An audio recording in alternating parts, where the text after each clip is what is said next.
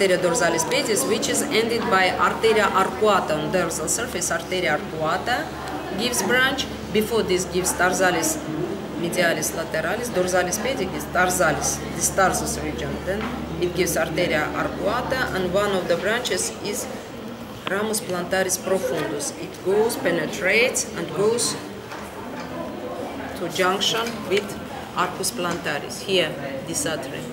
Ramus plantaris profundus from here penetrates, from here appeared, and form junction with this arcus plantaris.